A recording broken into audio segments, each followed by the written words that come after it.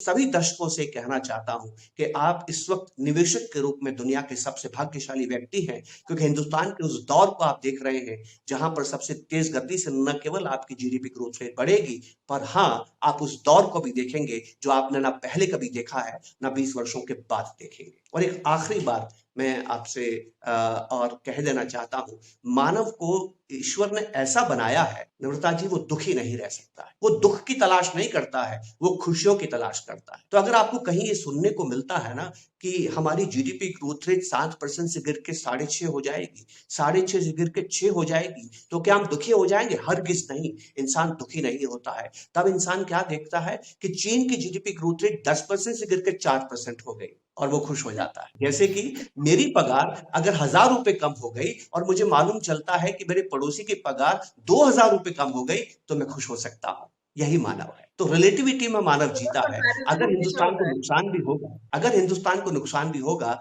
तो दुनिया के मुकाबले कम नुकसान होगा। आपके बाजारों में फिर भी खुशियां रहेंगी। दो दो तरह के सेक्टर्स होते हैं जिनको आप, दो तरीके हैं सेक्टर्स को देखने के। देखिए, जैसे इकोनॉमी को हम कैसे देखते हैं। इकोनॉमी को पता करने के 3 तरीके होते हैं। हम सबने कितनी कमाई की, उसको इनकम मेथड कहते हैं। हमने सबने मिलकर कितना खर्चा किया, उसको एक्सपेंडिचर मेथड कहते हैं। हम सबने मिलकर कितना उत्पादन किया, उसको प्रोडक्शन मेथड कहते हैं। तीनों ही तरीके से आपकी इकोनॉमी का जो रिजल्ट आएगा वो एक ही आएगा। ऐसे कौन से सेक्टर्स अच्छा करेंगे, आप कैसे पता करेंगे? देखिए, निफ्टी में जैसे 11 सेक्टर्स है, तो निफ्टी के अंदर जो भी परफॉर्मेंस है डिपेंड्स ऑन दोज 11 सेक्टर्स। ये तो तय हो गया, ठीक है ना। अब निफ्टी को आप मानिए क्लास टीचर है, ठीक है, निफ्टी को मानिए आप क्लास टीचर है। क्लास टीचर को ये कहा गया है कि आपको अच्छा परफॉर्मेंस देना है। तो क्लास टीचर अच्छा परफॉर्मेंस कब देगा? जब उसके सारे सेक्टर्स अच्छा करें। लेकिन हमेशा ऐसा नहीं होगा, कभी कुछ सेक्टर्स अच्छा करेंगे, कभी कुछ सेक्टर्स अच्छा नहीं करेंगे। नहीं। तो क्लास टीचर का हाफ ईयरली में परफॉर्मेंस क्या है, उसपे उसने ये तय किया कि 5 बच्चों ने अच्छा किया है, 3 बच्चों ने बहुत अच्छा किया है और 3 बच्चों ने बहुत खराब किया है। तो क्लास टीचर को अगर रिजल्ट सुधारना है तो किस पे काम करेगी?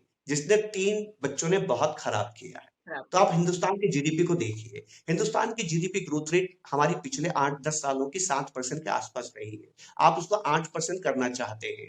ये 8% की जीडीपी ग्रोथ, जो 7% की जीडीपी ग्रोथ रेट थी, ये 2019 में 3% हो गई और अभी रिकवरी फेज में है। इसका मतलब ये है कि आपकी जो पोटेंशियल जीडीपी ग्रोथ रेट 8% है, वो 4% पे आ गई। तो आप क्या करेंगे कि सब तमाम सेक्टर्स में ऐसे कौन से सेक्टर्स हैं जिन्होंने अपनी परफॉर्मेंस को बरकरार रखा है, और ऐसे कौन से सेक्टर्स हैं जिनकी परफॉर्मेंस बिगड़ने की वजह से हमारी 8% 4% हो गई। 4% से वापस 8% तभी होगी जब वो सेक्टर्स अच्छा करेंगे। बस अच्छा। ये एक आसान तरीका है आपको समझने का कि कौन से सेक्टर्स अच्छे। एसआईपी तो, एसआईपी और लमसम दोनों साथ किए जा सकते हैं प्रताप जी, पहली बात तो मैं कहता हूं दोनों में कोई भेद नहीं है। दोनों में they are not mutually exclusive, they are complementary. Lump sum का मतलब क्या होता है कि आपने आज तक जो बचत की है उसका निवेश करते हैं। एसआईपी का मतलब क्या है कि भविष्य में कमाई से जो बचत करेंगे उसको निवेश करने का वादा करना। तो SIP is investment of future savings, lump sum is investment of past savings. इसका मतलब है कि दोनों साथ किए जा सकते हैं। नंबर वन, लमसम के लिए मैं आपसे निवेदन करूंगा कि हिंदुस्तान, मैंने आपसे जिक्र किया, सेक्युलर ट्रेंड में है, सेक्युलर ट्रेंड में, राइट। मतलब अगले 10-15 सालों तक हिंदुस्तान के अंदर जीडीपी ग्रोथ रेट आपको हर साल मत देखिए, रोलिंग 10 ईयर्स देखिए, ये बढ़ती हुई नजर आई। तो ये लमसम इन्वेस्टमेंट करने के लिए बहुत बढ़िया जगह है। It's one of the finest destination for lump sum. पर लमसम इन्वेस्टमेंट करने से पहले ध्यान रखें कि आपने सही एसेट एलोकेशन किया है, क्योंकि हर दिन बाजार में एक जैसा नहीं रहता है। और मानव के साथ क्या मुश्किल है, ये जानने से काम नहीं चलेगा कि सही क्या है, आपको ये समझने से काम चलेगा कि आपको अच्छा क्या लगता है। हम सभी जानते हैं कि हमें हेल्थ चाहिए, हम सभी जानते हैं कि मॉर्निंग वॉक से आती है, कितने लोग जाते हैं बताइए? अब वो लोग क्यों नहीं जाते हैं? क्योंकि सुबह उठने में उनकी इंद्रियां दिमाग से सवाल पूछती है, ये बताओ भैया, सोने में मजा आ रहा है कि घूमने में मजा आएगा? तो जवाब क्या मिलेगा? जवाब सोने में। मिलेगा सोने में मजा आ रहा है। करना है, आपको पहले ये तय करना है कि किस तरह का जीवन आप जीना चाहते हैं। आपको इसमें गूगल मैप की अप्रोच लेनी है, कि आप कैसे नेविगेट करते हैं कि आपको कहाँ जाना है। तो गूगल से आप क्या पूछते हैं? मुझे वहां जाना है भैया, रास्ता दिखाओ। तो गूगल आपसे पूछता है आप कहाँ खड़े हैं, और फिर पूछता है आपके पास रिसोर्सेज क्या है, बाइक है, कार है, बस है, या आपको पैदल ही जाना है। ये 3 चीजें आप पता करें। तो सबसे आपके जीवन का सबसे इंपॉर्टेंट आंकड़ा है, क्योंकि आपने रिटायरमेंट की बात की थी, इसलिए मैं उसी संदर्भ में आपसे बात कर रहा हूँ।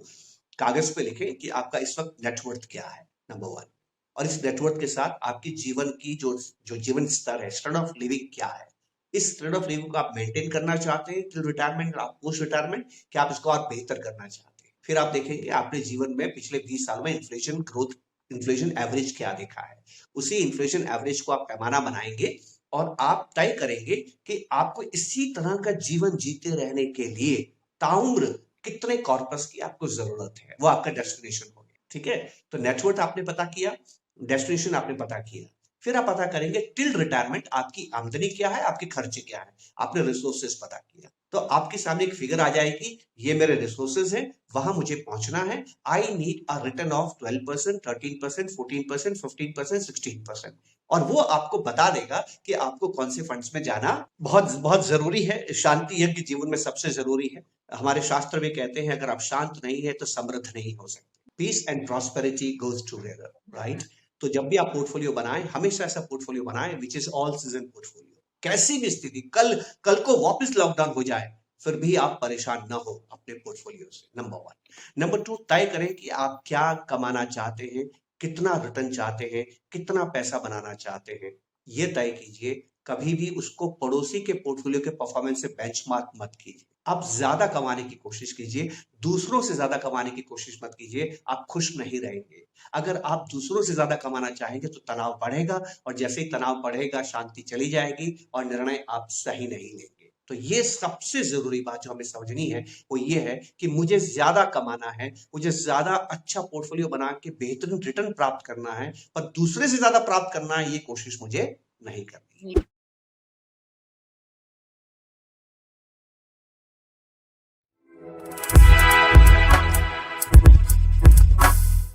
हेलो फ्रेंड्स, मेरा नाम नम्रता अरोरा है and welcome back to another wonderful episode of mutual funds की बात। जैसे आप सब जानते हैं कि म्यूचुअल फंड्स की बात में हम इंडियन और ग्लोबल इकोनॉमिक कंडीशंस के बारे में, कमोडिटीज, स्टॉक्स और म्यूचुअल फंड्स के बारे में बात करते हैं, और हर एपिसोड में हम कोई एक्सपीरियंस इंडिविजुअल को लेके आते हैं जो म्यूचुअल फंड इंडस्ट्री में काफी फेमस है, हु इज वेरी नॉलेजेबल। तो आज भी हमारे साथ इस एपिसोड में we have someone wonderful, someone who is been in the mutual fund industry for many years, and उनका नाम है मिस्टर कृष्ण शर्मा। तो मिस्टर कृष्ण शर्मा जो हैं वो वाइस प्रेसिडेंट और नेशनल लीड हैं for training at HDFC mutual fund. उन्होंने म्यूचुअल फंड स्पेस में करीब 29 इयर्स से ज्यादा का एक्सपीरियंस है, आउट ऑफ विच उन्होंने 15 साल HDFC एसेट मैनेजमेंट के ट्रेनिंग डिपार्टमेंट में स्पेंड किया है। ही also holds experience in various functions such as research, PMS and institutional business. Mister Krishna Sharma ने करीब 2500 से भी ज्यादा इन्वेस्टमेंट सेमिनार्स और ट्रेनिंग्स कंडक्ट किए हैं across 210 cities in India and abroad. ये एक ट्रेल ब्लेजर हैं जिन्होंने he initiated the conversation about the importance of behavioral economics and its role in investing. Mr. Krishan Sharma holds a bachelor's degree in economics honors and a postgraduate degree in management accounting. Hi everyone, welcome back to another wonderful episode of Mutual Funds की बात। And आज हमारे साथ एक बहुत wonderful speaker है, he's a beautiful storyteller। आप सबने उनकी बहुत सारी YouTube वीडियोस भी देखी होंगी। He is Mr. Krishan Sharma from HDFC AMC, and we are truly honored to have him here with us today. Let's get started with the questions. So अगर हम इकोनॉमी की बात करें तो आई थिंक अगर हम ग्लोबल अरीना की बात करें तो बहुत कुछ हो रहा है, राइट? वॉर हो रही है, इन्फ्लेशन बढ़ रहा है, इंटरेस्ट रेट्स बढ़ रहे हैं, एंड आई थिंक उन सब के ऊपर अगर देखें जो एक डर था जो हमें था कि शायद खत्म हो गया है, विच इज कोविड, अब शायद हमें लग रहा है कि वापस आने वाला है, right? So there is a certain tension around covid and कि क्या इंडिया में भी कोविड होगा and so on and so forth. तो ये प्रोबेबली अगर हम चाइना की जीरो कोविड पॉलिसी की वजह से जो हो रहा है, चाइना ने अभी सडनली अपना जो स्ट्रिंजेंट लॉकडाउन था उसको बंद कर दिया, and there is a sudden increase in number of infections and deaths, right? तो इस न्यूज की वजह से अगर हम देखें तो सेंसेक्स और निफ्टी नीचे की तरफ जा रहे हैं, राइट? एंड जैसे जैसे ये कोविड के नए वेरिएंट का थ्रेट आ रहा है, उसकी वजह से आपको क्या लगता है कि जो इंडियन स्टॉक मार्केट है वो 2023 में कैसा करेगा? What is your take on it?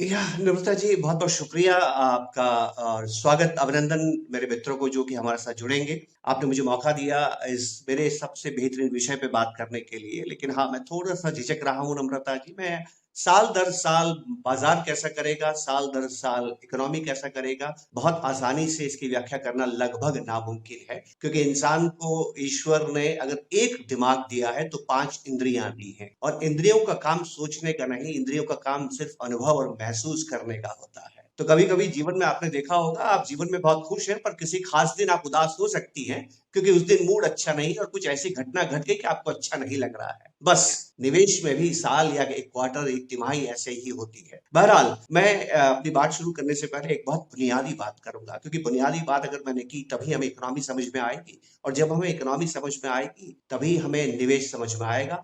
बाजार को समझने की बहुत ज्यादा जरूरत नहीं है नम्रता जी, क्योंकि जीवन में मैंने ये देखा है कि खराब इकोनॉमी, खराब बाजारों में अच्छे निवेशक होते हैं, अच्छी इकोनॉमी अच्छे बाजारों में खराब निवेशक होते हैं। तो एक अच्छा निवेशक तो खराब इकोनॉमी और खराब बाजार से भी अपने अपने अपने अपनी जो इच्छाएं हैं उसको पूर्ण कर सकता है। देखिए बुनियादी बात क्या है? बुनियादी बात यह है कि पैसा कैसे बनता है। आपने जीवन में कभी भी किसी अकेले व्यक्ति को पैसा बनाते नहीं देखा होगा, और हम सभी जीवन में पैसा ज्यादा से ज्यादा कमाना चाहते हैं। तो जो आपकी कमाई है, जो पैसा आपके पास में आता है नम्रता जी, वो होता क्या है? वो सदैव किसी न किसी का खर्चा होता है। अगर आप डॉक्टर हैं तो आपकी आमदनी आपके मरीज का खर्चा है। अगर आप वकील हैं तो आपकी आमदनी आपके क्लाइंट का खर्चा है। अगर आप दुकानदार हैं तो आपकी आमदनी ग्राहक का खर्चा है। अगर आप नौकरी करते हैं तो आपकी आमदनी आपके सेठ का खर्चा है।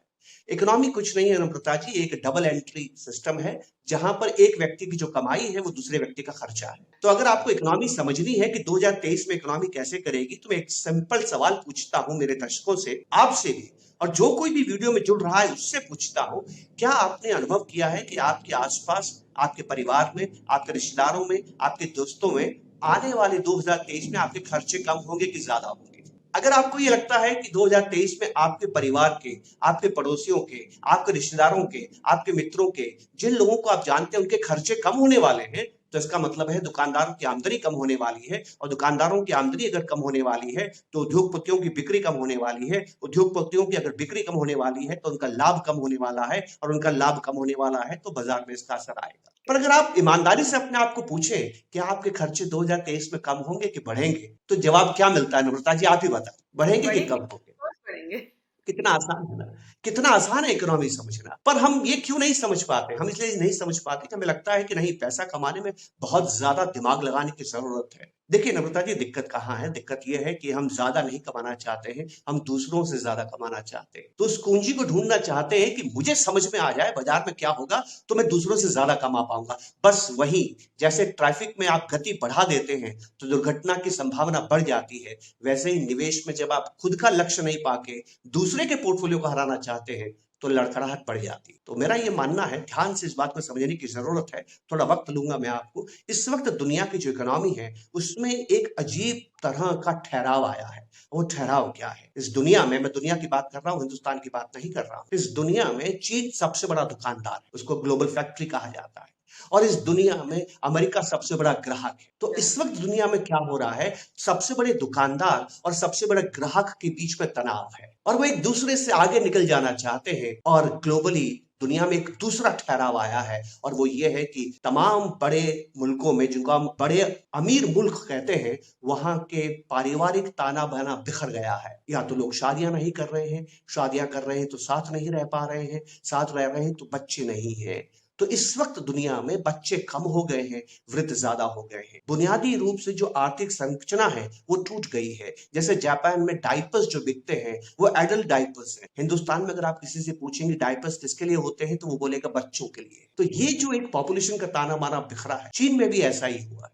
चीन में इस वक्त पैदा होने वाले लोग कम हैं, मरने वाले लोग ज्यादा हैं। अगले ही साल हमारी आबादी उनसे ज्यादा होने वाली है। तो इन दो कारणों की वजह से दुनिया में लंबे समय तक ग्लोबल जो जीडीपी ग्रोथ रेट है वो पिछले 15-20 सालों के एवरेज से कम रहने वाली है, तय है। तो ऐसे में हो गया क्या नम्रता? ऐसे में दुनिया एक नए दुकानदार और नए ग्राहक को खोज रही है, और मुझे खुशी है आपको ये कहते हुए कि हिंदुस्तान उस रिक्त स्थान को भरने के लिए तत्पर है। तो आपको ये देश जितना मौका देगा आने वाले समय में धन बनाने का, निवेश के जरिए, दुनिया में और कोई मुल्क देने वाला नहीं। मैंने एक साक्षात्कार पढ़ा था वॉरेन बफेट का। उनसे किसी ने पूछा कि आप इतने धनी व्यक्ति कैसे बने निवेश करके? तो उन्होंने बड़ा जबरदस्त जवाब दिया। उन्होंने कहा, मेरे जवाब के दो हिस्से हैं। पहला, मैं अमेरिका में पैदा हुआ। दूसरा, मैं अमेरिका में सही समय पैदा हुआ। मैं तब अमेरिका में पैदा हुआ जब अमेरिका के अंदर आर्थिक विकास बहुत तेज गति से बढ़ रहा था, और मैं तब पैदा हुआ जब वो उपयुक्त समय था। मैं अपने सभी दर्शकों से कहना चाहता हूं कि आप इस वक्त निवेशक के रूप में दुनिया के सबसे भाग्यशाली व्यक्ति हैं,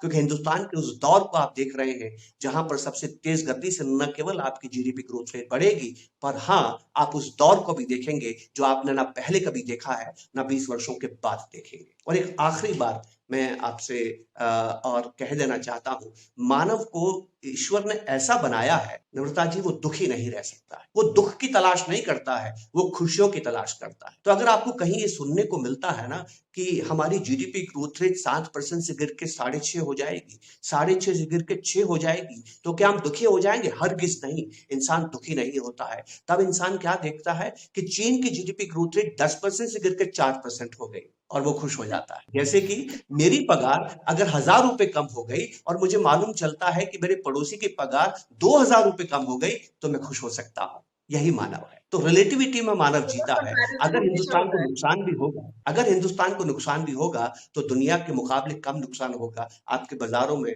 फिर भी खुशियां रहेंगी।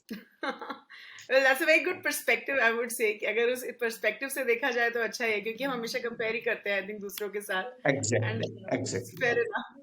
ओके। अब होता क्या है नम्रता जी कि बाजार पहले एब्सोल्यूट रिएक्शन देता है। देखिए तुरंत में जैसे आपको खबर आई कि ग्लोबल इकोनॉमी रिसेशन में चली जाएगी, तो बाजार आपको एब्सोल्यूट रिएक्शन देगा और एकदम से गिर जाएगा। लेकिन फिर डैनियल कैनेमैन की किताब अगर आपने पढ़ी हो, थिंकिंग फास्ट एंड स्लो, इंसान तुरंत सोचता है और कुछ समय के बाद दिमाग से सोचता है, थोड़े समय के बाद बाजार रिलेटिव हो जाता है। अरे नहीं, हमारे इकोनॉमी को उतना नुकसान नहीं हुआ है जितना चीन को हुआ है, जितना इंग्लैंड को हुआ है, जितना जापान को हुआ है। और फिर आपके बाजार में स्थायित्व आता है और तेजी से वो बढ़ने लगता है। ये हमें बात समझनी है। Sure. Great. Okay. Sticking with the China story, and हमें ये पता है कि Yeah. जब केसेस बढ़ रहे हैं तो जिसकी वजह से of course China is the supplier of the world. तो इसका इंडियन एक्सपोर्ट्स और इंडियन इकोनॉमी एट लार्ज तो आप आंसर कर ही चुके हैं टू अ लार्ज एक्सटेंट, लेकिन इंडियन एक्सपोर्ट्स पे क्या फर्क पड़ेगा? अब मैंने जिससे जिक्र किया आपका कि मैं बहुत चीजों को सरल करने की कोशिश करता हूं कि इस वक्त चीन सबसे बड़ी दुकान है। दुनिया के सब लोग इस दुकान से सामान खरीद रहे हैं। अब इस दुकान में हो क्या रहा है, एक ट्रेंड होता है, चाहे जीवन हो, चाहे इकोनॉमी हो, चाहे बाजार हो। नम्रता जी चक्रीय अवस्था में रहते हैं, साइक्लिकल रहते हैं, हमेशा घूमते रहते हैं। कभी कालचक्र जिसको आप बोलते हैं, इनकी अवस्था कभी एक जैसी नहीं होती है, इम्परमानेंस जिसको आप कहते हैं। तो इसमें हो क्या रहा है चीन में? चीन में पहले ये चीन का एक ख्याल था कि उनकी आबादी बहुत ज्यादा है, उनको आबादी नियंत्रित करनी चाहिए। तो सन 1971 में उन्होंने फैसला किया कि परिवार में एक ही बच्चा होना चाहिए। आज चीन में मृत्यु दर 1.25 से ज्यादा है और जन्म दर 0.8 है। तो अचानक चीन के अंदर जो सप्लाई है लेबर की, वो कम होने लगी है। मैं कहना क्या चाहता हूं? मैं कहना क्या चाहता हूं कि चीन में इस कदर आबादी को लेकर ताना बाना बिगड़ गया है कि इस वक्त चीन की सरकार अपने अपने चीनी नागरिकों से निवेदन कर रही है कि परिवार में हमें कम से कम 3 बच्चे चाहिए। स्थिति सुधरने में उनको 15-20 साल लगेंगे। तब तक हिंदुस्तान इस दुकानदार को हटा सकता है और स्वयं बड़ा दुकानदार बन सकता है। और कैसे होगा और क्यों होगा, आइए इस बात को हम समझते हैं। किसी भी चक्र को समझने के लिए उसको आपको क्या देखना है कि आप शॉर्ट टर्म साइकिल देख रहे हैं, मीडियम टर्म साइकिल देख रहे हैं कि लॉन्ग टर्म साइकिल देख रहे हैं। आप दुनिया के 2 बड़े देशों को ले लीजिए जिनके पास सर्वाधिक जीडीपी, चीन और अमेरिका। आप देखें कि पिछले 1 साल की उनकी जीडीपी में क्या हो रहा है। फिर आप देखें कि पिछले 5 साल रोलिंग, पिछले 40 साल की जीडीपी देखें, उनकी 50 साल की जीडीपी देखें। रोलिंग मतलब है कि हर 5 साल 1951 से 1956, 1952 से 1957, 1953 से 1958, ऐसे रोलिंग 5 साल देखें, वो मीडियम टर्म है। फिर आप रोलिंग 10 इयर्स देखें, 1951 से 60, 52 से 61, 53 से 62, ऐसे आप रोलिंग देखें। जब आप रोलिंग देखेंगे उसको बोलते हैं नम्रता जी सेक्युलर ट्रेंड। सेक्युलर ट्रेंड मतलब जब ये ट्रेंड आता है तो इसमें तेजी से बदलाव नहीं होते। 1 साल की जीडीपी, 3 साल की जीडीपी, 5 साल की जीडीपी के ट्रेंड में उतार चढ़ाव हो सकते हैं। सेक्युलर ट्रेंड में आसानी से बदलाव नहीं, वो जिस दिशा में बढ़ने लगती है कई सालों तक उसी दिशा में बढ़ती है। तो अब मैं आपको सबसे खूबसूरत संदेश देना चाहता हूं। अगर आप चीन, अमेरिका, दुनिया की 2 सबसे बड़ी अर्थव्यवस्थाएं और हिंदुस्तान की जीडीपी को देखेंगे और इनका सेक्युलर ट्रेंड देखेंगे कि रोलिंग 10 ईयर रिटर्न्स, तो आप देखेंगे 2008 के बाद अमेरिका और 2010-11 के बाद चीन का सेक्युलर ट्रेंड में गिरावट आ रही है और हिंदुस्तान के सेक्युलर ट्रेंड में बढ़त हो रही है। तो ट्रेंड बदल गया है। यहां से लंबे समय तक उनकी जीडीपी ग्रोथ रेट का जो शेयर है वो कम होता जाएगा और हमारा बढ़ता जाएगा। कारण क्या है कि हमारे पास एक ऐसा स्थिति उत्पन्न हुई है कि हमारे पास लेबर सस्ता है। एक ऐसी स्थिति उत्पन्न हुई है कि सरकार ने ध्यान में देते हुए कि हम दुकानदार बन सकते हैं, टैक्सेशन को बहुत कम कर दिया है। एक ऐसी स्थिति को ध्यान में रखते हुए कि जहां पर दुनिया में बच्चे कम हो रहे हैं, हिंदुस्तान में अभी भी युवा है। युवा मतलब एस्पिरेशन मतलब डिमांड। हिंदुस्तान दुनिया के बड़े उद्योगपतियों को बाजार भी देता है और मजदूर भी देता। तो जैसे जैसे खबरें आती जाएंगी आपके पास कि चीन कमजोर होता जा रहा है, उतनी ही शक्ति हिंदुस्तान की बढ़ती चली जाए और हिंदुस्तान के एक्सपोर्ट्स को हो सकता है कि अगले 6-8 महीने 1 साल में आपको ऐसा लगे कि ठीक नहीं कर रहे हैं, पर ट्रेंड अगर आप देखेंगे बहुत अच्छा कर रहे हैं। आप किसी भी वस्तु को देख लीजिए, हमारा शेयर बढ़ रहा है उनके मुकाबले। So basically, just to conclude, I'm sure आप बोलेंगे आपके ये जो लास्ट 5-10 मिनट्स में जो आपने हमें बताया, वी कैन कंक्लूड कि ट्रेंड इंडिया के लिए काफी पॉजिटिव है, राइट? व्हाट एवर इट ये इज, ट्रेंड चाहे ये वो ट्रेंड आपको लॉन्ग टर्म प्लॉटिंग से समझ में आएगा। अगर आप इसको तिमाही दर तिमाही देखेंगे, साल दर साल देखेंगे, तो आप शॉर्ट टर्म ट्रेंड देख रहे हैं, वो ऊपर नीचे ही है, उसमें कुछ समझ नहीं आएगा। आपको एक लॉन्ग टर्म प्लॉटिंग करनी है, सेक्युलर ट्रेंड को पकड़ना है और सेक्युलर ट्रेंड की वजह से ही मैं बहुत जोरदार विश्वास के साथ आपसे कहूंगा, आप एक ऐसे दौर से गुजर रहे हैं, न भूतो न भविष्यति, ना आपने पहले कभी देखा है और ना आप 20 साल के बाद देखेंगे। Fair, wonderful. Okay, now just moving on to the sectors, right? तो अगर हम sectors की बात करें, so for example, considering all the factors जो हम experts बता रहे हैं about the global economy, it is expected to slow down, recession शायद होगा. So considering the scenario, आपको क्या लगता है कि कौन से sectors stand out करेंगे? So from your perspective, which are the sectors will stand out in a scenario like this? क्योंकि मैं बहुत सारे investors, they want to know about sectors. देखिए, दो तरह के सेक्टर्स होते हैं जिनको आप, दो तरीके हैं सेक्टर्स को देखने के। देखिए, जैसे इकोनॉमी को हम कैसे देखते हैं, इकोनॉमी को पता करने के 3 तरीके होते हैं। हम सबने कितनी कमाई की, उसको इनकम मेथड कहते हैं। हमने सबने मिलकर कितना खर्चा किया, उसको एक्सपेंडिचर मेथड कहते हैं। हम सबने मिलकर कितना उत्पादन किया, उसको प्रोडक्शन मेथड कहते हैं। तीनों ही तरीके से आपकी इकोनॉमी का जो रिजल्ट आएगा वो एक ही आएगा। ऐसे कौन से सेक्टर्स अच्छा करेंगे, आप कैसे पता करेंगे? देखिए, निफ्टी में जैसे 11 सेक्टर्स है, तो निफ्टी के अंदर जो भी परफॉर्मेंस है, डिपेंड्स ऑन दोज 11 सेक्टर्स, ये तो तय हो गया, ठीक है ना। अब निफ्टी को आप मानिए क्लास टीचर है, ठीक है, निफ्टी को मानिए आप क्लास टीचर है। क्लास टीचर को ये कहा गया है कि आपको अच्छा परफॉर्मेंस देना है, तो क्लास टीचर अच्छा परफॉर्मेंस कब देगा? जब उसके सारे सेक्टर्स अच्छा करें। लेकिन हमेशा ऐसा नहीं होगा, कभी कुछ सेक्टर्स अच्छा करेंगे, कभी कुछ सेक्टर्स अच्छा नहीं करेंगे। तो क्लास टीचर का हाफ ईयरली में परफॉर्मेंस क्या है, उसने ये तय किया कि 5 बच्चों ने अच्छा किया है, 3 बच्चों ने बहुत अच्छा किया है और 3 बच्चों ने बहुत खराब किया है। तो क्लास टीचर को अगर रिजल्ट सुधारना है तो किस पे काम करेगी? जिसने 3 बच्चों ने बहुत खराब किया है। तो आप हिंदुस्तान की जीडीपी को देखिए, हिंदुस्तान की जीडीपी ग्रोथ रेट हमारी पिछले 8-10 सालों की 7% के आसपास रही है। आप उसको 8% करना चाहते हैं। ये 8% की जीडीपी ग्रोथ, जो 7% की जीडीपी ग्रोथ रेट थी, ये 2019 में 3% हो गई और अभी रिकवरी फेज में है। इसका मतलब ये है कि आपकी जो पोटेंशियल जीडीपी ग्रोथ रेट 8% है, वो 4% पे आ गई। तो आप क्या करेंगे कि सब तमाम सेक्टर्स में ऐसे कौन से सेक्टर्स हैं जिन्होंने अपनी परफॉर्मेंस को बरकरार रखा है और ऐसे कौन से सेक्टर्स हैं जिनकी परफॉर्मेंस बिगड़ने की वजह से हमारी 8% 4% हो गई। 4% से वापस 8% तभी होगी जब वो सेक्टर्स अच्छा करेंगे। बस ये एक आसान तरीका है आपको समझने का कि कौन से सेक्टर्स अच्छे करने वाले हैं। इन सेक्टर्स को हम बोलते हैं साइक्लिकल सेक्टर्स, राइट? तो जब भी आप इकोनॉमिक, पढ़न, can you give us the names of the cyclical sectors? हाँ, तो साइक्लिकल सेक्टर्स क्या है? देखिए, दो चीजें हैं। एक चीज ऐसी है कि जीवन में चाहे कोविड आए, आप घरों में बंद हो या घरों में बंद ना हो, इन चीजों की अगर आपको जरूरत पड़ गई तो पड़ गई। कोविड में भी अगर आप बीमार हो गए, भली आपकी आमदनी है या नहीं, इलाज आप करवाएंगे। कोविड में भले आपका इलाज हो रहा है नहीं हो रहा है, आप बुनियादी वस्तुएं खरीदेंगे, साबुन, तेल, ग्रोसरीज, खाने की चीजें, तमाम चीजें आप खरीदेंगे। कोविड में आप बंद हो गए, तब भी आप टेक्नोलॉजी को इस्तेमाल करेंगे। तो तमाम जो चीजें कि आपकी आमदनी पे निर्भर नहीं करती है, आपको रोजमर्रा की जिंदगी में इस्तेमाल करनी पड़ती है, उनको आप डिफेंसिव सेक्टर्स कहते हैं। ये डिफेंसिव सेक्टर्स वो होते हैं, वो तब हमेशा अच्छा काम करते हैं, पर तब वो ज्यादा अच्छे लगते हैं जब हमें लगता है कि इकोनॉमी अच्छा नहीं करने वाला। पर हमें जब भी ये समझ में आ जाए कि इकोनॉमी ने अच्छा नहीं किया है, बुरी स्थिति में है और आप अच्छा बनना चाहते हैं नम्रता जी, हमेशा याद रखें वो काम करेंगे जिनको आपने इस दौर में अच्छा नहीं देखा है और ये आप आसानी से अनुभव कर सकते हैं। तो इस वक्त अगर हिंदुस्तान चीन को रिप्लेस करता है, इस वक्त हिंदुस्तान अगर अपनी खोई हुई जीडीपी ग्रोथ रेट को प्राप्त करना चाहता है, तो ये वो सेक्टर्स हैं जो बुनियादी रूप से हिंदुस्तान की संरचना को, इंफ्रास्ट्रक्चर को अच्छा करते हैं।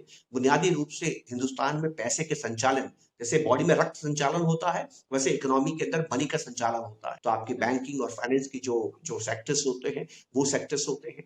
फिर आप जब फॉरेनर्स को अपने देश को बुलाना चाहते हैं, तो किस तरह की उनको वातावरण देना चाहते हैं, उसके लिए आपको क्या जरूरियात है, किस तरह के आप कैपिटल इन्वेस्टमेंट्स आपको करने पड़ते हैं, वो सेक्टर्स होते हैं जो कि आपको आने वाले समय में काफी भारी मात्रा में न केवल जीडीपी में ग्रोथ रेट देते हैं, पर कंपनियों में अर्निंग पर शेयर्स को भी बढ़ाते हैं।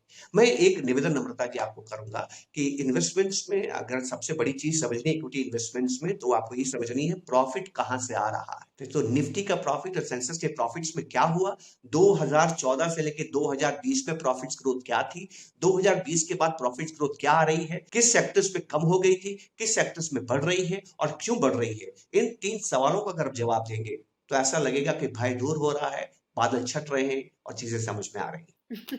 Okay, fair enough. चलो अब मैं आपसे एक थोड़ा और स्पेसिफिक पूछ लेती हूँ। So for example 2020 as a year was great for the pharma sector, right? तो जिसने भी उसमें इन्वेस्ट किया, फार्मा सेक्टर में इन्वेस्ट किया, दे डिड रियली वेल। अब कोविड स्केयर हो रहा है, इन्वेस्टर्स आर एक्सपेक्टिंग कि शायद फार्मा सेक्टर अच्छा करेगा, राइट? तो क्या आपको ये लगता है कि this is a good time for the pharma sector या फार्मा सेक्टर फंड्स? वैसे तो मैं इस तरह का सीधा सवाल का जवाब देने से बचता हूँ नम्रता जी। उसका कारण बहुत सिंपल है।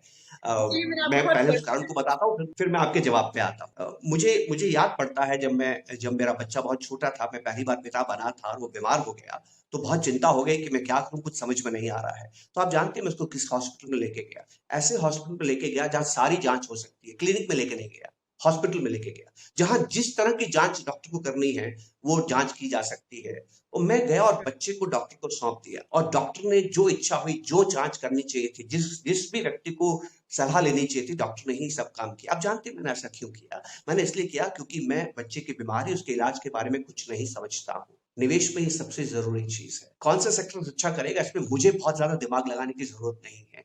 मुझे फंड मैनेजर पे भरोसा करना चाहिए, क्योंकि फंड मैनेजर को अगर मैंने अख्तियार दे दिया तो हमेशा उस सेक्टर में जाएगा जो सेक्टर इस वक्त अच्छा है। इस बात को अलग रखते हुए मैं आपकी बात का जवाब देता हूँ। फार्मा सेक्टर के साथ क्या है, अगर आप ध्यान से देखें, फार्मा एक ऐसे सेक्टर जिसको अगर आप हिस्टोरिकली देखेंगे, निफ्टी की वो सबसे कम बात मानता है हिस्टोरिकली। निफ्टी ने अगर ये तय किया कि मुझे ऊपर जाना है तो 60% केसेस पे फार्मा सेक्टर तय करेगा कि मुझे ऊपर नहीं जाना है, और निफ्टी ने अगर ये तय किया कि मुझे नीचे जाना है तो 60-65% केसेस पे फार्मा तय करेगा कि मुझे तो ऊपर ही जाना है। तो फार्मा सेक्टर एक तरह से आपके लिए इंश्योरेंस और हेज का भी काम करता है। अगर आप डर रहे हैं कि आने वाले समय में इकोनॉमी अच्छा नहीं करेगी और आप डर रहे हैं कि आने वाले समय में स्वास्थ्य भी अच्छा नहीं करेगा, तो फार्मा सेक्टर अच्छा है। और खूबसूरत बात यह है कि पिछले कुछ समय से, कुछ महीनों से उसने आपको रिटर्न्स भी अच्छे नहीं दिए। तो तीनों ही दृष्टिकोण से अगर आप देखें तो इस वक्त फार्मा सेक्टर अच्छा है। लेकिन फिर भी मैं आपसे निवेदन करूंगा कि ये कोई लॉन्ग टर्म कहानी नहीं होती है कि आप इसमें निवेश करके साल दर साल निश्चिंत बैठ जाएंगे और पैसा आपको बनता रहेगा। कहीं ना कहीं आपको फिर तय करना होगा कि मुझे इसमें बैठा रहना है कि मुझे दूसरे सेक्टर में जाना है। नहीं, I think our investors, our viewers understand कि सेक्टर साइक्लिकल होते हैं, तो उसमें आप लॉन्ग टर्म भी उतना नहीं होते हैं सेक्टर्स में, विच इज फेयर। बट अगर हम शॉर्ट टर्म व्यू की बात करें, that is why we asked you this question. हाँ, और आपके इन्वेस्टमेंट की थाली में ये इतना ही होना चाहिए जितना अचार होता है, भले ही कितना स्वाद हो, पर आप खाली अचार नहीं खाते। So sectoral funds are basically part of your satellite portfolio. Satellite portfolio, right. All right. वो खुशी बहुत देते हैं, एक्साइटमेंट बहुत देते हैं, खुशी देते हैं, वक्त पे रिटर्न भी देते हैं, और उतना कभी-कभी डरा भी देते हैं। तो वो सब आपको ध्यान में रखना है। So we're going to come back to the sectoral strategy. We're going to come back to satellite funds कि हमें satellite portfolio में क्या-क्या रखना चाहिए. We'll come back to that. But just another question when we're talking about sectors, especially अगर हम current scenario देखें, तो जो FPIs हैं वो डिफेंसिव स्टॉक्स को they are really investing, pharma, telecom, and so on. तो what is your opinion on this? क्योंकि अगर हम लास्ट 3 साल की बात करें तो डोमेस्टिक इन्वेस्टर्स का हमने बहुत बड़ा इमर्जेंस देखा है। एवरी टाइम मार्केट्स नीचे गिरी हैं, domestic investors have flapped up क्योंकि वैल्यूएशन कम रही है। लेकिन अब एफपीआईज का अगर हम देखें तो they are really coming back and investing in these sectors. आपको क्या लगता है इसके बारे में? देखिए, एफपीआईज को हमें थोड़ा बुनियादी रूप से समझना होगा। एफपीआई जो निवेश करती है वो किस वातावरण से आ रही है? वो यूरोप से आ रही है, वो अमेरिका से आ रही है। यूरोप और अमेरिका की इकोनॉमीज को अगर आप देखें तो उनके इकोनॉमीज में ग्रोथ के कारण डिमांड नहीं है। उनकी इकोनॉमिक से ग्रोथ का कारण है एक globalisation and innovation, reason number 1। And reason number 2, manipulation of the money, price of money. देखिए, मैंने आपसे जिक्र किया था इकोनॉमी क्या होती है। इकोनॉमी का मतलब होता है खर्चा, खर्चा का मतलब है डिमांड। डिमांड आप वस्तुओं सेवाओं की करते हैं, लेकिन वस्तुओं सेवाओं का खरीदते कैसे? पैसे से खरीदते हैं। पैसा ही कमोडिटी है। इसका मतलब क्या हुआ कि पैसे को बाजार से खरीदा बेचा जा सकता है और पैसे की कीमत होती है। तो पैसे की कीमत क्या है? पैसे की कीमत है ब्याज। तो ब्याज से आप पैसा या तो कम डिमांड करते हैं या ज्यादा डिमांड करते हैं। तो पैसे की डिमांड को प्रभावित करके सरकारें और सेंट्रल बैंक इकोनॉमी की डिमांड को प्रभावित करती है। तो मतलब ये है कि अगर अमेरिका और जापान का पारिवारिक ताना बाना ऐसा है कि डिमांड नहीं बढ़ रही है, तो वहां डिमांड कैसे बढ़ाई गई है कि पैसे को सस्ता कर दीजिए, ठीक है ना।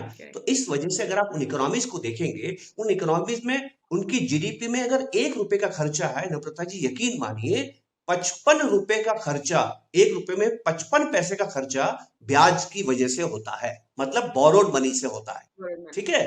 तो ये देश जो है ब्याज को लेके बहुत संवेदनशील है, बहुत सेंसिटिव। ब्याज को कम करते इकोनॉमी बढ़ती है, ब्याज को बढ़ाते इकोनॉमी कम हो जाती है। तो अभी वहां ब्याज कितना गुना बढ़ा है, ध्यान से समझिए। अमेरिका में साल भर पहले जो रेपो रेट था वो 0.25 था, आज 4.5 है।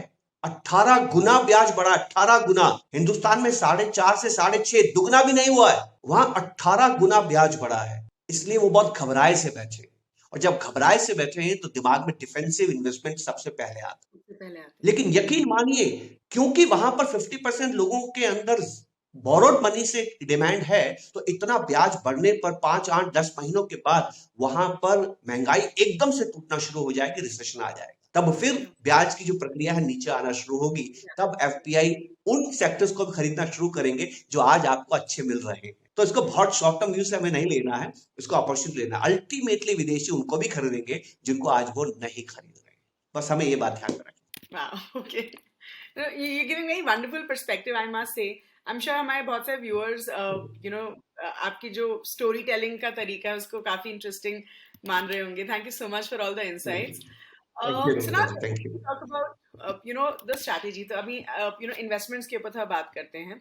मान लीजिए एज एन इंडिविजुअल इन्वेस्टर मैं हमेशा एसआईपीज में बिलीव करती हूँ. I believe that systematically investing is to go right. लेकिन आजकल क्या हो रहा है, यू सडनली सी कि स्टॉक मार्केट में डिप आ रहा है. और बहुत सारे इक्विटी इन्वेस्टर्स, चाहे वो एसआईपी इन्वेस्टर्स हो, चाहे वो वन टाइम इन्वेस्टर्स हो, लेकिन उनको लगता है कि this is a great opportunity कि हम लमसम इन्वेस्ट करें, राइट. तो what is your view on this? So आपको क्या लगता है कि लमसम इस टाइम में अच्छा है या हमें अपने एसआईपी स्ट्रेटजी कंटिन्यू करना चाहिए? सी एसआईपी और लमसम दोनों साथ किए जा सकते हैं नम्रता जी। पहली बात तो मैं कहता हूं, दोनों में कोई भेद नहीं है, दोनों में they are not mutually exclusive, they are complementary. Lump sum का मतलब क्या होता है कि आपने आज तक जो बचत की है उसका निवेश करते हैं। एसआईपी का मतलब क्या है कि भविष्य में कमाई से जो बचत करेंगे उसको निवेश करने का वादा करते हैं। तो SIP is investment of future savings, lump sum is investment of past savings. इसका मतलब है कि दोनों साथ किए जा सकते हैं। नंबर 1, लमसम के लिए मैं आपसे निवेदन करूंगा कि हिंदुस्तान, मैंने आपसे जिक्र किया, सेक्युलर ट्रेंड में है, सेक्युलर ट्रेंड में, राइट। मतलब अगले 10-15 सालों तक हिंदुस्तान के अंदर जीडीपी ग्रोथ रेट आपको हर साल मत देखिए, रोलिंग 10 ईयर्स देखिए, ये बढ़ती हुई नजर आई। तो ये लमसम इन्वेस्टमेंट करने के लिए बहुत बढ़िया जगह है, it's one of the finest destination for lump sum. पर लमसम इन्वेस्टमेंट करने से पहले ध्यान रखें कि आपने सही एसेट एलोकेशन किया है, क्योंकि हर दिन बाजार में एक जैसा नहीं रहता है। और मानव के साथ क्या मुश्किल है, ये जानने से काम नहीं चलेगा कि सही क्या है, आपको ये समझने से काम चलेगा कि आपको अच्छा क्या लगता है। हम सभी जानते हैं कि हमें हेल्थ चाहिए, हम सभी जानते हैं कि मॉर्निंग वॉक से आती है, कितने लोग जाते हैं?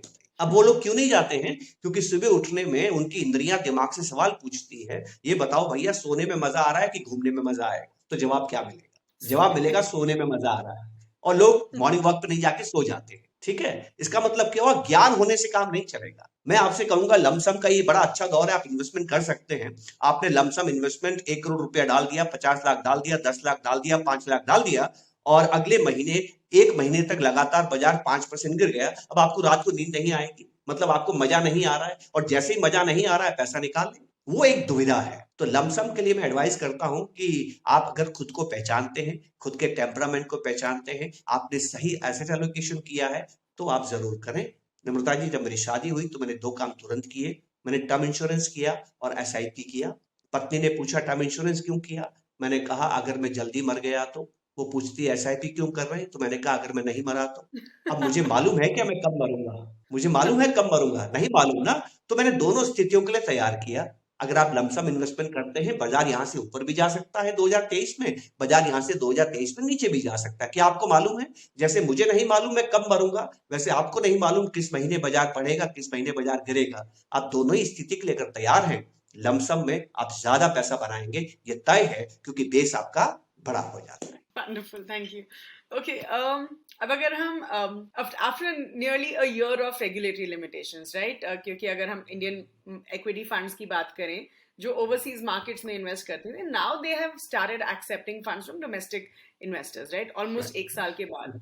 So is this the right time to invest in international funds? तो अभी हमारा international funds के लिए क्या strategy होना चाहिए? And do you think international funds हमारे equity portfolio में value add करते हैं या नहीं करते हैं? And do they really reduce the domestic risk? I mean, international funds के ऊपर अगर हमें थोड़ी क्लैरिटी देंगे at this point, it would be great. हाँ, देखिए इन्वेस्टमेंट्स में ऐसा कहा जाता है कि आपको इन्वेस्टमेंट पोर्टफोलियो में ट्रू डाइवर्सिफिकेशन प्राप्त करने की कोशिश करनी चाहिए। डाइवर्सिफिकेशन का मतलब ये नहीं होता है कि आप 2-4 चीजें अलग-अलग तरह की ले लें। इसका मतलब ये होता है कि दी गई इकोनॉमिक इवेंट को उनका रिएक्शन अलग-अलग होता है, ठीक है? तो अभी 2022 में एक इकोनॉमिक इवेंट हुई, तो उस इकोनॉमिक इवेंट में आपने देखा कि अमेरिका के बाजार गिर रहे हैं, हिंदुस्तान के बाजार आपको पॉजिटिव रिटर्न दे रहे हैं। इसका मतलब क्या हुआ है कि उनका जो रिएक्शन है वो डिफरेंट है। और अगर आप इन 2 बाजारों में रहेंगे तो आपको डाइवर्सिफिकेशन मिलेगा। इसका मतलब ये है कि आप अपने पोर्टफोलियो में रिस्क एडजस्टेड रिटर्न को बेहतर कर पाते हैं। तो अगर मैं इस लिहाज से देखूं तो अगर आप बाहर के मुल्कों में निवेश करते हैं तो आप डाइवर्सिफाई करते हैं। नंबर 1 आपको फायदा होता है। दूसरा फायदा ये होता है कि दुनिया में अभी भी दुनिया को एक बात समझ में आई है कि ग्लोबल ट्रेड से आप अपनी इनकम को बढ़ा सकते हैं। अब ग्लोबल ट्रेड में क्या होता है नम्रता जी, आपको कुछ करेंसीज हैं उनको आप ज्यादा इस्तेमाल करते हैं। उसमें 6 करेंसीज है, 6 में भी 2 ज्यादा इस्तेमाल करते हैं, यूरो एंड डॉलर। और उसमें भी आप 75% केसेस में डॉलर इस्तेमाल करते हैं। क्योंकि रिजर्व करेंसी का मतलब क्या है कि हर देश को ये करेंसी की जरूरत है, तो हर देश इस करेंसी को संग्रह करता है, तो इसकी डिमांड बढ़ती है और इसकी डिमांड बढ़ने की वजह से इसमें एप्रिसिएशन आता रहता है मुकाबले दूसरी करेंसीज के। तो अगर आपको ऐसा लगता है कि आने वाले समय में ग्लोबल ट्रेड अगर बेहतर हो जाएगा, ग्लोबल इकोनॉमी बेहतर होगी, तो ग्लोबल ट्रेड बेहतर होगा, तो डॉलर की डिमांड भी इस तरह से बढ़ती चली जाएगी। और दूसरा जो एक्सचेंज रेट है उसको महंगाई भी प्रभावित करती है। अमेरिका में महंगाई बहुत ज्यादा है, वो काबू करने की कोशिश कर रहे हैं, तो जरूर आने वाले समय में महंगाई भी कम हो जाएगी। अगर आप इन बातों को ध्यान में रखते हैं तो हमारा विगत अनुभव ये कहता है कि डॉलर रुपए के सामने धीरे धीरे एप्रिशिएट होता है। तो एक दूसरा आपको ये फायदा मिलता है। तीसरा फायदा आपको ये मिलता है कि कुछ ऐसी कंपनीज हैं विदेशों में जो इनोवेशंस के साथ में हमारे जीवन में प्रवेश करती हैं।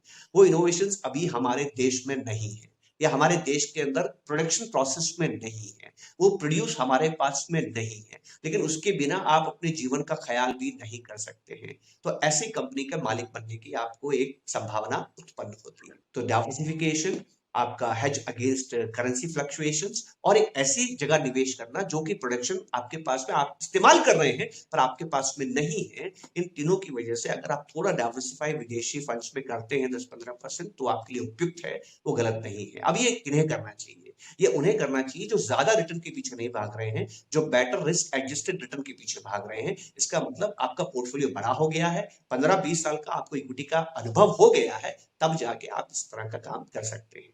नहीं तो अगले 20 साल में जो हिंदुस्तान की इक्विटीज आपको रिटर्न देने की संभावनाएं देती है वो और कोई मुल्क आपको नहीं देता है। लेकिन आप जानती हैं कि हमें जो इन्वेस्टमेंट करना है वो प्रोबेबिलिटी के लिए भी करना है और पॉसिबिलिटी के लिए भी करना है। पॉसिबिलिटी का मतलब क्या है कि भले उसकी संभावना बहुत कम है पर उसके लिए तैयार रहना है। बट जस्ट टू रीइंफोर्स, कितना परसेंटेज हमारा इक्विटी पोर्टफोलियो का इंटरनेशनल फंड्स में होना चाहिए? ये डिपेंड करता है how rich you are. Richer you are, more it should be. जितने आप धनी होते जाएंगे वो परसेंटेज आपकी बढ़ती चली जाएगी। तो जैसे जैसे आपका पोर्टफोलियो बढ़ता जाएगा, as you become a more mature investor, you can have a higher allocation. जितना बड़ा इन्वेस्टर, बहुत बड़े आप इन्वेस्टर हैं तो जाहिर है कि उतना ज्यादा आपको डाइवर्सिफिकेशन की आपको जरूरत है। Understood.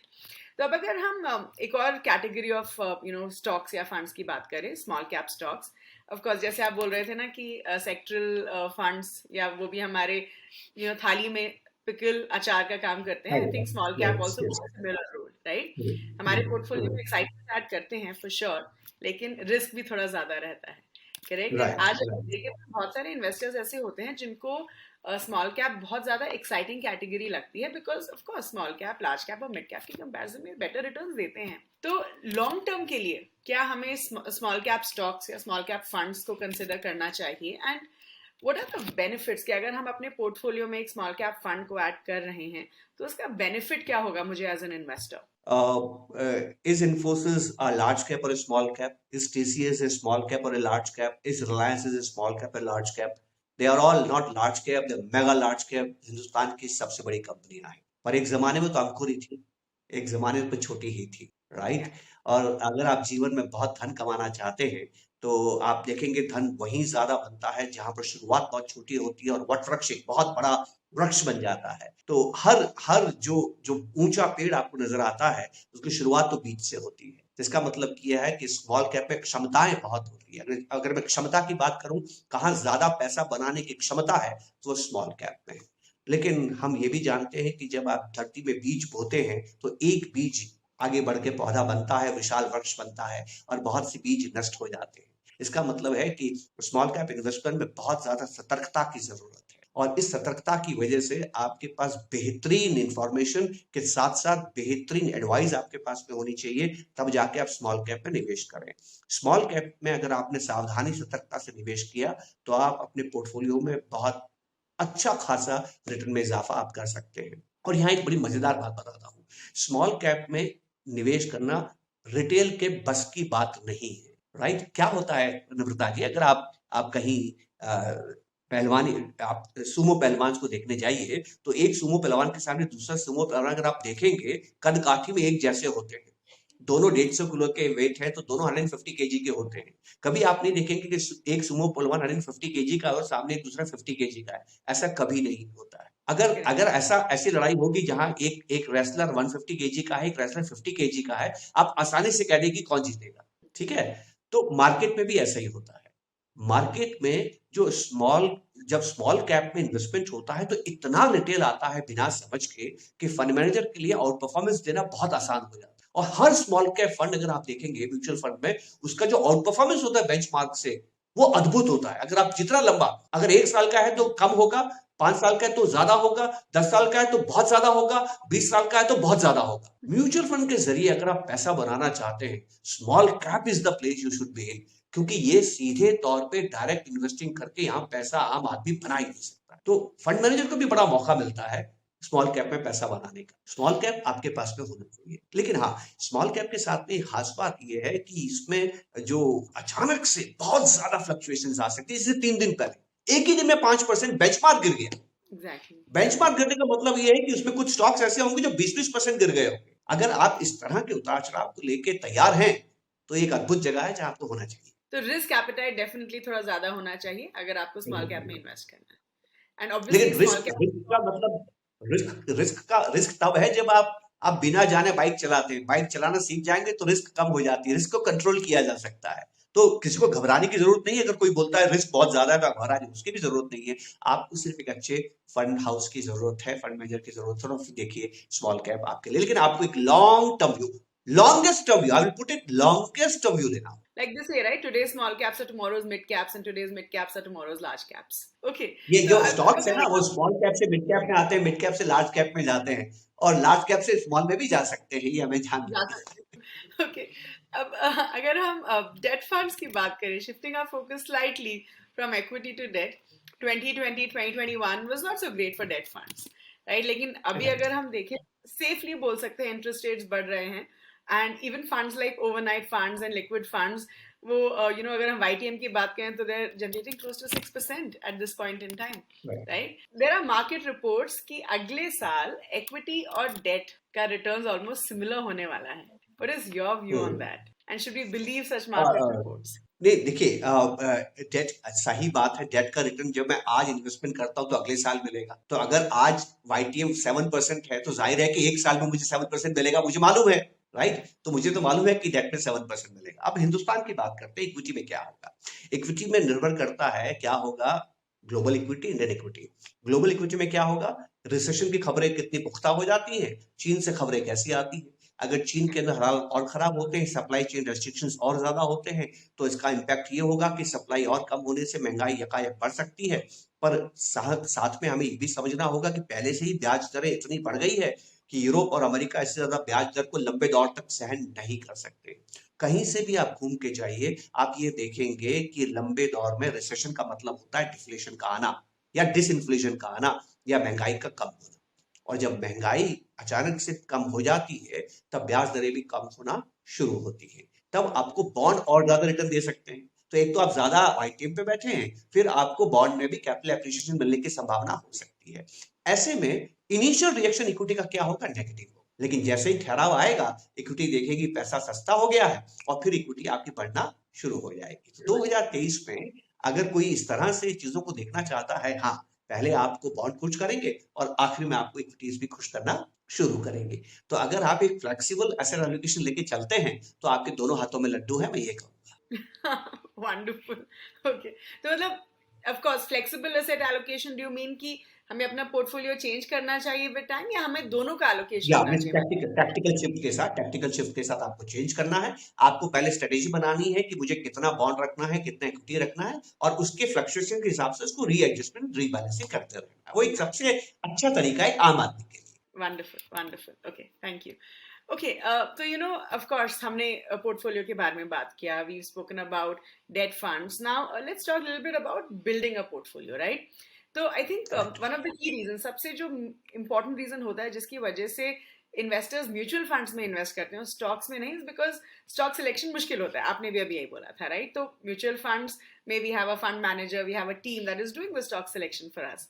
But now the same problem is with mutual funds as well, right? कि इतने सारे म्यूचुअल फंड्स हैं, इतनी सारी कैटेगरीज हैं, तो आई एज एन इन्वेस्टर मैं कैसे सेलेक्ट करूं कि मेरे लिए क्या फंड सही होगा? अगर हम बात करें जैसे you know we have active funds में, वी हैव इंडेक्स फंड्स हैं, फिर ईटीएफ्स हैं, स्मार्ट बीटा फंड्स हैं। एचडीएफसी म्यूचुअल फंड ने भी अभी you know host of ETFs and smart beta funds को लॉन्च किया है in the recent past, right? तो माय क्वेश्चन इज कि जो अगर हम इक्विटी फंड्स की बात कर रहे हैं, तो I just give you a scenario कि एक ऐसा इन्वेस्टर है जिसने मिड करियर इक्विटी फंड्स में पैसा इन्वेस्ट करना शुरू किया है। So let's assume that investor is in early 40s और अपना वो रिटायरमेंट कॉर्पस बना रहे हैं, ठीक है?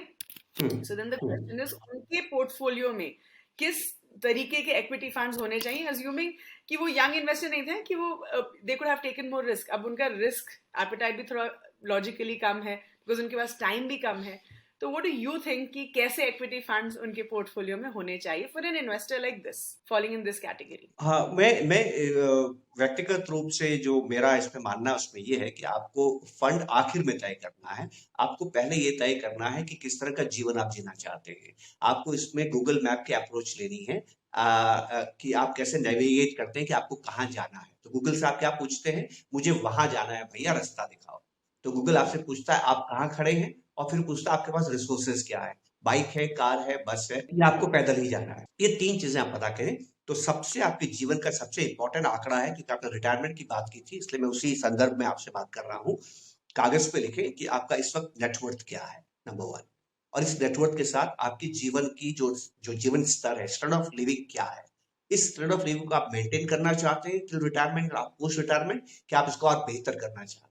फिर आप देखेंगे आपने जीवन में पिछले 20 साल में इन्फ्लेशन ग्रोथ, इन्फ्लेशन एवरेज क्या देखा है। उसी इन्फ्लेशन एवरेज को आप पैमाना बनाएंगे और आप तय करेंगे कि आपको इसी तरह का जीवन जीते रहने के लिए ताउम्र कितने कॉर्पस की आपको जरूरत है। वो आपका डेस्टिनेशन हो गया, ठीक है? तो नेटवर्थ आपने पता किया, डेस्टिनेशन आपने पता किया, फिर आप पता करेंगे टिल रिटायरमेंट आपकी आमदनी क्या है, आपके खर्चे क्या है, आपने रिसोर्सेज पता किया। तो आपके सामने एक फिगर आ जाएगी, ये मेरे रिसोर्सेज हैं, वहां मुझे पहुंचना है। I need a return of 12%, 13%, 14%, 15%, 16%, और वो आपको बता देगा कि आपको कौन से फंड्स में जाना चाहिए। ये एक सबसे आसान तरीका है। अब ये लोगों को समझ में क्यों नहीं आता है? नम्रता जी, बहुत बुनियादी बात आपसे कहता हूं कि लोगों को ये नहीं मालूम कि बचत का मतलब क्या होता है। Let me tell you, 99% doesn't know what is the meaning of savings. अगर आप किसी से पूछेंगे सेविंग का मतलब क्या है, तो वो बोलेगा कि income minus expenses equal to savings. ये सेविंग्स नहीं है, ये सेविंग्स करने का तरीका है। इकोनॉमिक्स क्या कहती है? सेविंग्स क्या है? Savings is deferred spending. ये वो खर्चा है जो मैंने आज नहीं किया, कल करूंगा। तो आपने आज बचत की है, कल कब खर्च करेंगे, यही इन्वेस्टमेंट है। तो अगर मैंने जो आज बचत की है 1 महीने के बाद खर्च करूंगा, लिक्विड फंड्स, 10 महीने के बाद खर्च करूंगा, शॉर्ट टर्म फंड्स, 2 साल के बाद खर्च करूंगा, मीडियम टर्म फंड्स, 3 साल के बाद खर्च करूंगा, बॉट term funds, hybrid funds, diversified equity oriented hybrid funds, equity fund, small cap fund. आप कैसे तय करेंगे कि इस पैसे को मैं खर्च कब करूंगा? ये दूसरा तरीका है। तो अब आप बहुत आसानी से आपको बात समझ में आ गई कि आपको इक्विटी में कितना रहना है, इक्विटी में किस कैटेगरी में रहना है, और फिर आता है कौन से फंड की इक्विटी खरीदूं। कौन से फंड की इक्विटी खरीदूं, उसके सिर्फ 2 पैमाने देता हूं। बहुत से हैं पर 2 देता हूं। पहला पैमाना ये है कि मित्र की परीक्षा तब होती है जब संकट काल आता है।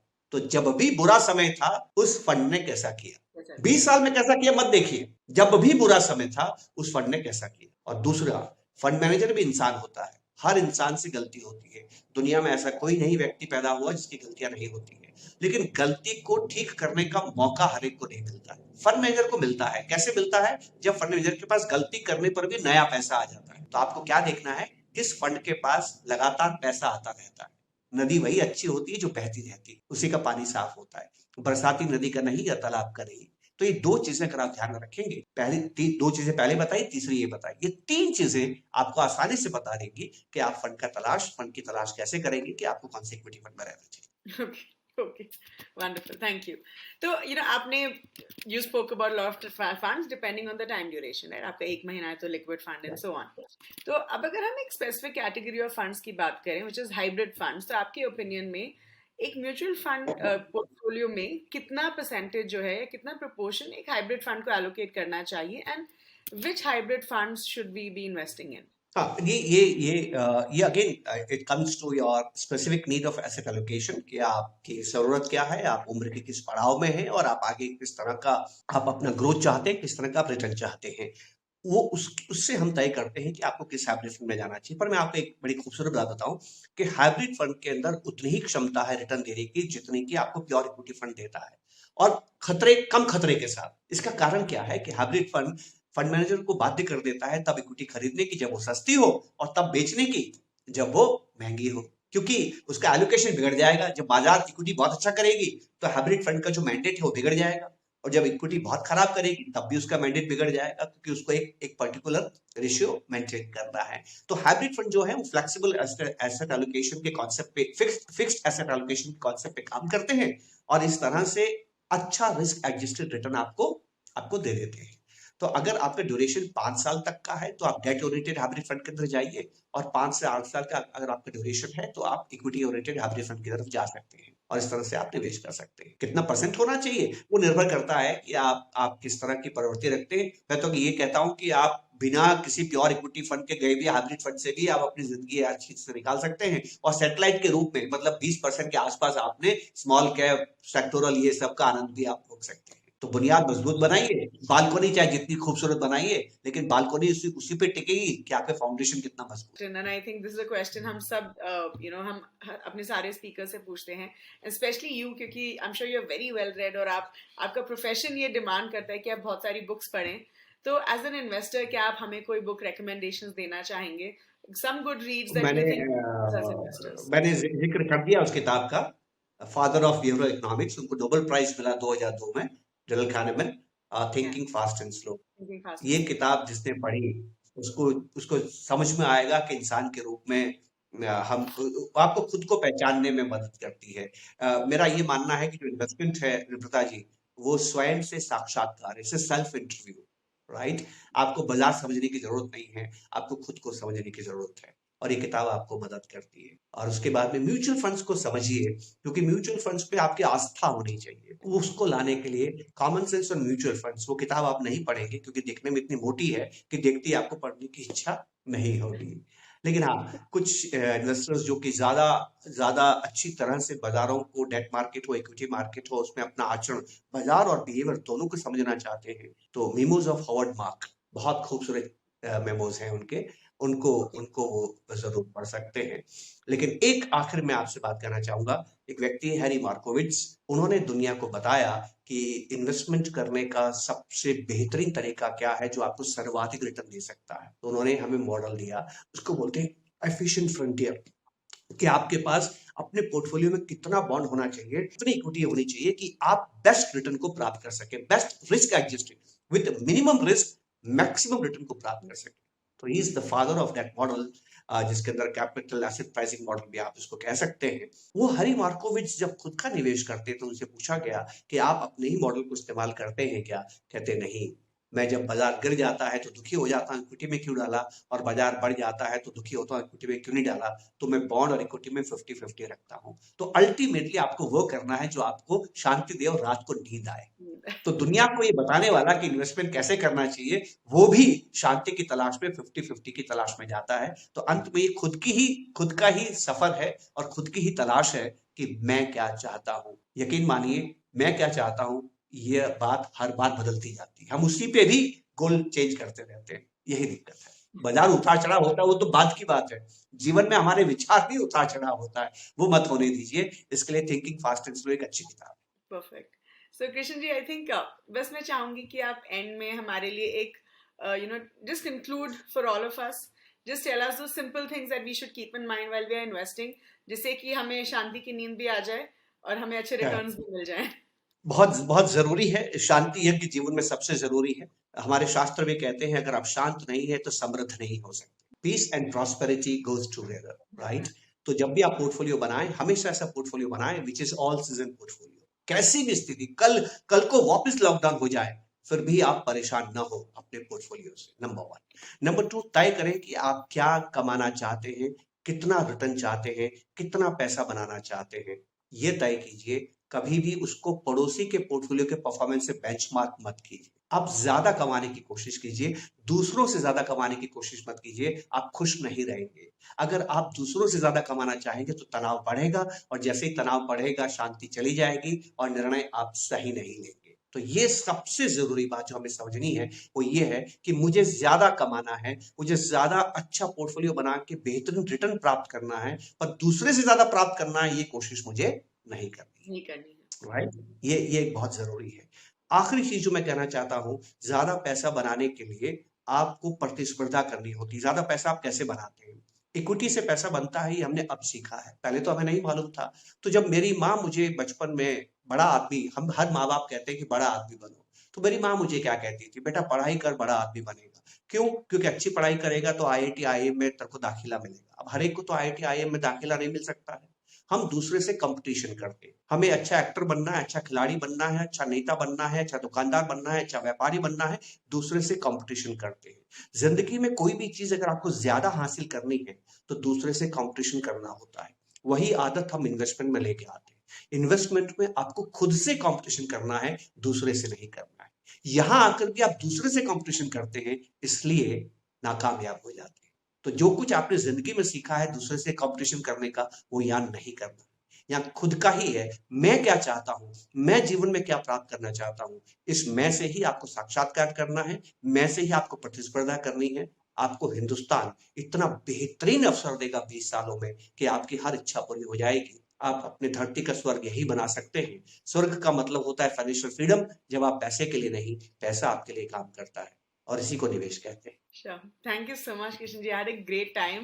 I'm sure Thank ये you. एपिसोड हमारे सारे व्यूअर्स को बहुत अच्छा लगेगा, because I think more than just knowledge, it's just the way you talk, right? I mean, I think you're such a dynamic speaker. Thank you so much for coming here today. And thank you I मतलब truly इस अवसर के लिए आपका आभारी हूँ कि आपने अवसर प्रदान किया है। बहुत बहुत शुक्रिया, Thank you आभार। so much.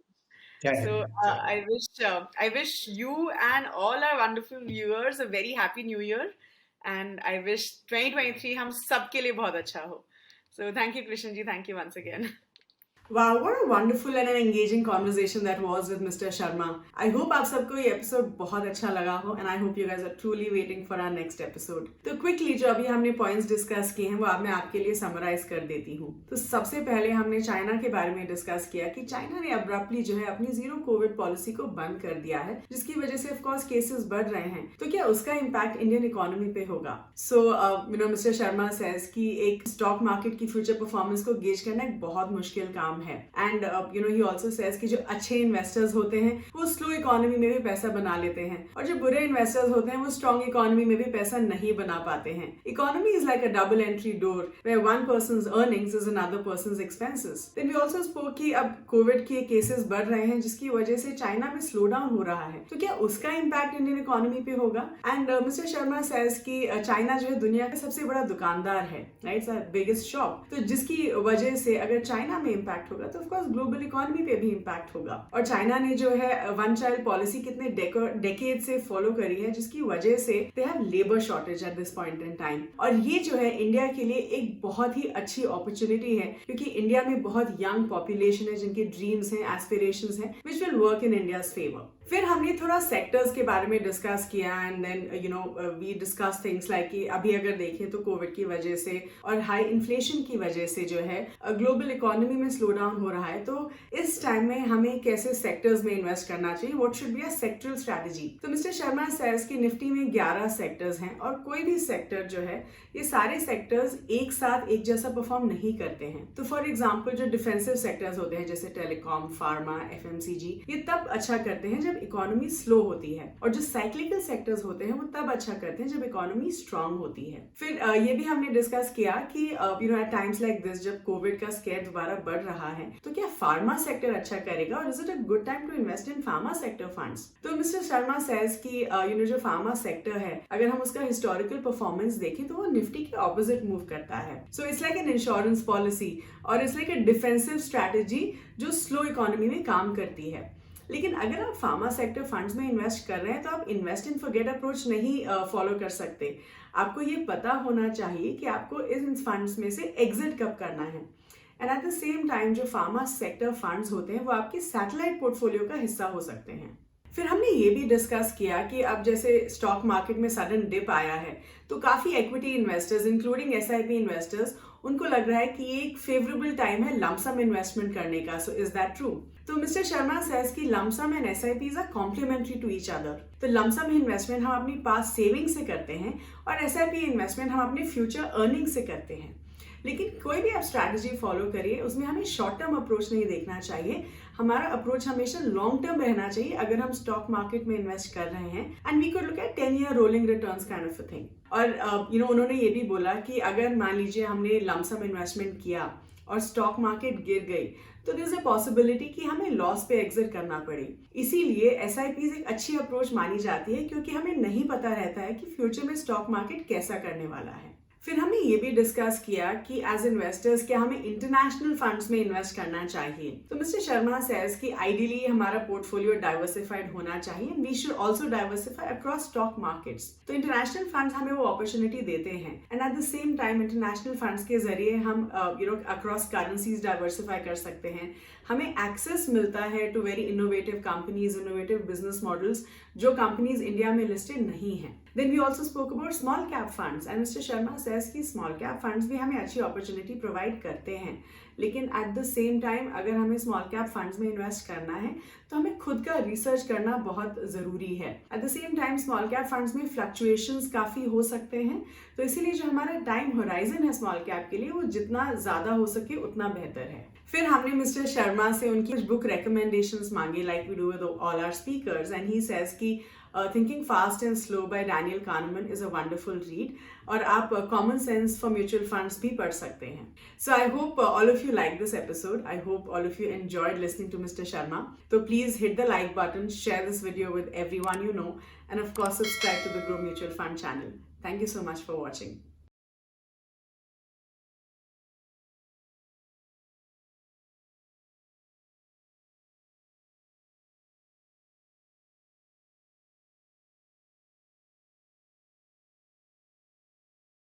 Mutual fund investments are subject to market risks. Read all scheme-related documents carefully.